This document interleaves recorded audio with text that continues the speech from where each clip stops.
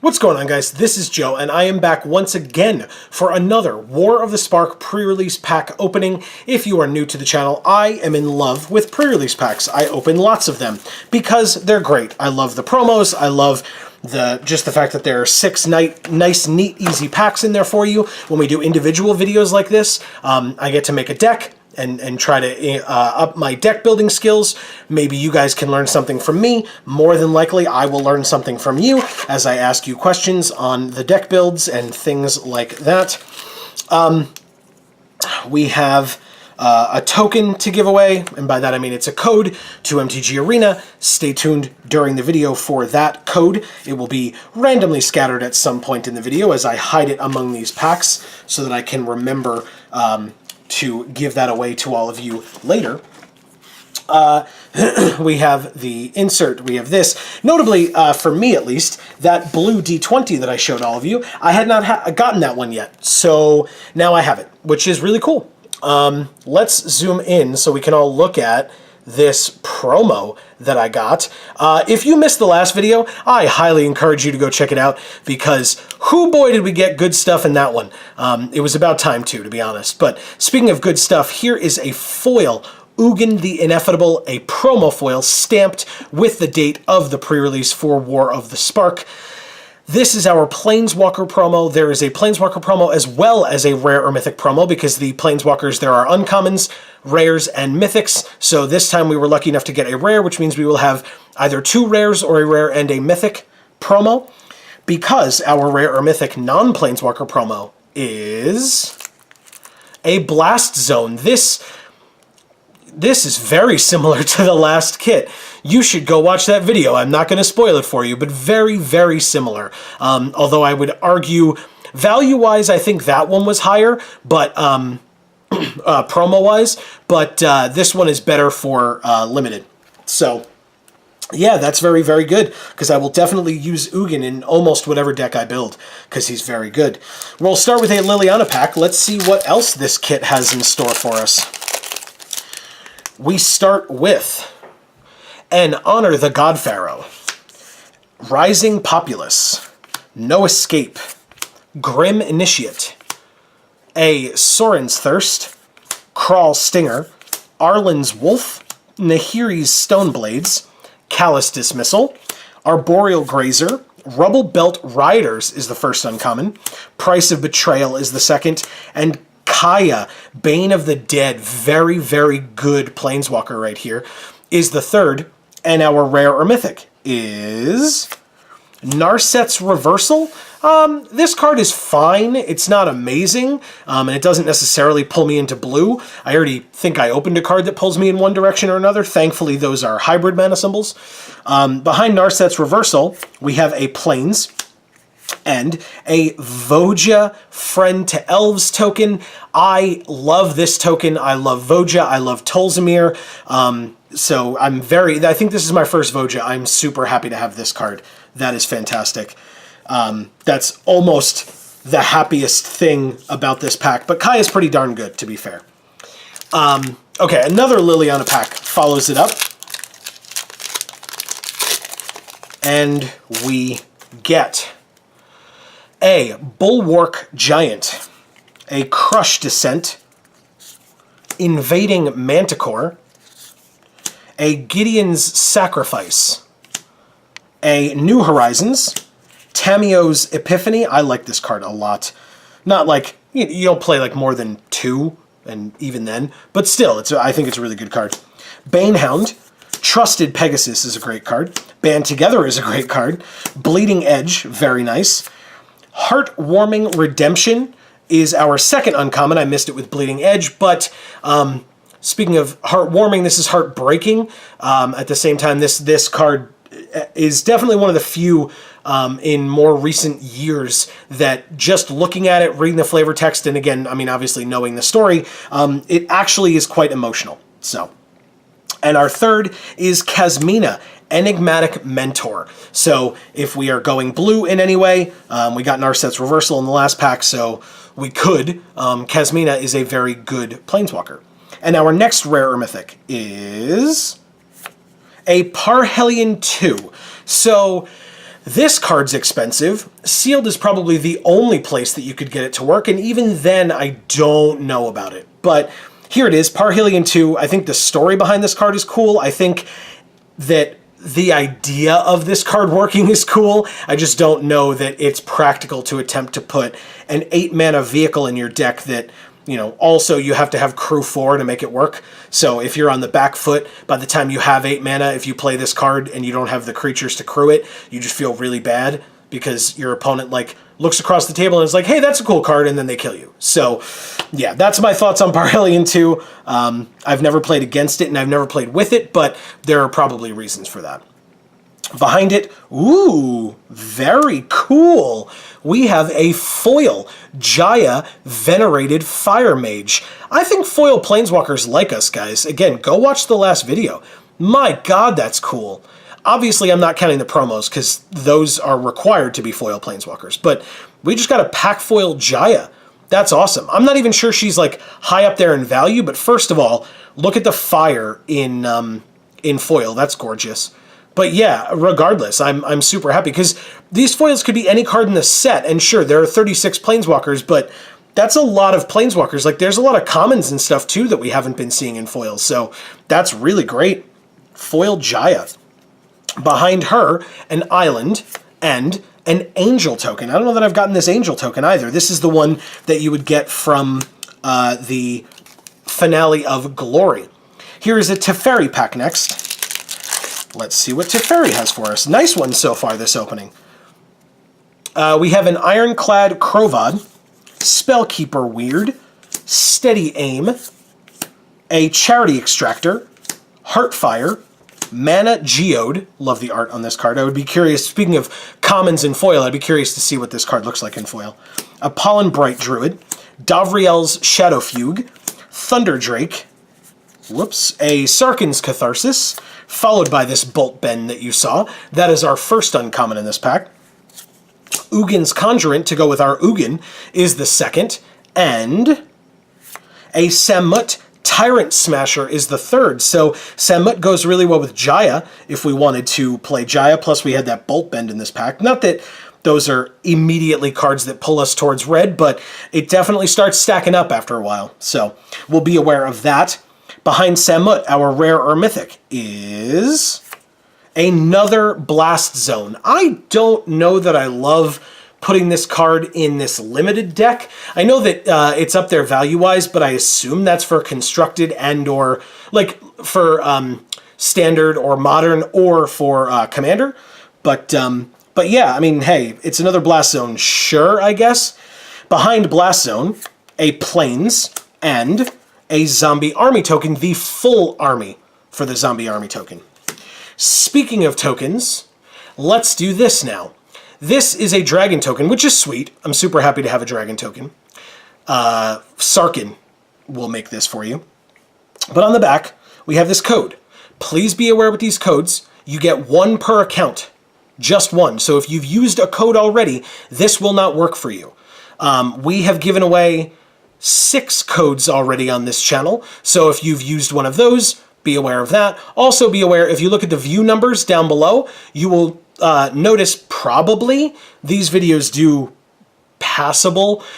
So if you're seeing this code and you feel like, oh, this video came out a week ago or whatever, I don't know that, it's even worth trying, give it a try. What I will also say is if you use this code and it works for you and you've claimed it, feel free to sound off in the comments and let us know. And then for the rest of you who may be trying it, feel free to check the comments and see if someone has said that they've used the code. But we give these out as a thank you to all of you for watching our videos. We hope that you enjoy, and we hope you have a good draft. We hope you open good stuff in your draft as well. Let us know how it goes.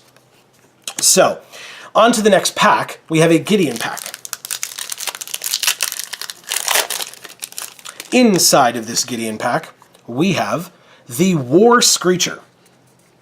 We have Ashiok's Skulker, Shriek Diver, Ward Scale Crocodile, Davriel's Shadow Fugue, Thunder Drake, Sarkhan's Catharsis, Vraska's Finisher, Saheeli's Silverwing, Bloom Hulk, good card for proliferating, Watley's Raptor is our first uncommon, Lazotep Plating is the second. And a Narset Parter of Veils is the third. So we got Kasmina earlier, we have Narset now, and we had Narset's Reversal for some pretty good blue cards. And our next rare or mythic is a Bolas's Citadel. Again, sealed is a fine format to try to make expensive cards like this work. It is triple black and 3 generic, so it's 6 total. It does have very good effects. It might be tough to justify it, but maybe you could do it. Maybe. I guess I'll have to see what else we open. I don't know that any other, like, black cards have really stood out to me. What am I looking at here? Oh, Kaya, technically, I guess. Kaya is very good. So maybe Kaya would also be triple black if we're not also part white. So, hey, here is a Bolas's Citadel. We will see if we can make it work, if we want to make it work. And behind Bolas's Citadel, a Forest and another Zombie Army token, this one being the middle version. We have a Teferi pack next. It is our second to last pack. So we have one more after this. Let's see if we get anything else that tries to pull us in a particular direction, because right now I don't know that I could tell you exactly what we'd be doing. We have some good blue, we have some good black, maybe that's where we go, but I'm not exactly sure yet. We have a Pouncing Lynx, a Stealth Mission. We have a Shriek Diver, Courage in Crisis, Chandra's Pyrohelix, Davriel's Shadow Fugue, Wanderer's Strike, Relentless Advance, an Enforcer Griffin, Jaya's Greeting, Chandra's Triumph. Very nice. So some good red removal in these last couple of picks. And it's our first uncommon. Rally of Wings is the second, and a Gleaming Overseer is the third. A very good card. We were just talking about possibly being blue-black. This one would definitely want us to be in those colors. That's a pretty cool thing. Plus, it means that we have a rare or mythic Planeswalker. And that Planeswalker is... yeah! A mythic in Gideon Blackblade. That is so sick. I love the art on this card. I love the story behind the art on this card. I love this card in general. I'm happy that I have this card because I want to try to get this card signed by Richard Kane Ferguson, who did the original art for Dokken Blackblade. So yeah, Gideon Blackblade is a very, very nice pickup. Kaya is also part white, and Kaya's pretty good. Maybe we'll go white, who knows. But Gideon Blackblade is definitely something that might pull us in that direction. So, very nice to have Gideon. Behind Gideon, we have a Mountain and a Devil token. Now, speaking of Gideon, he is on our last pack of this kit.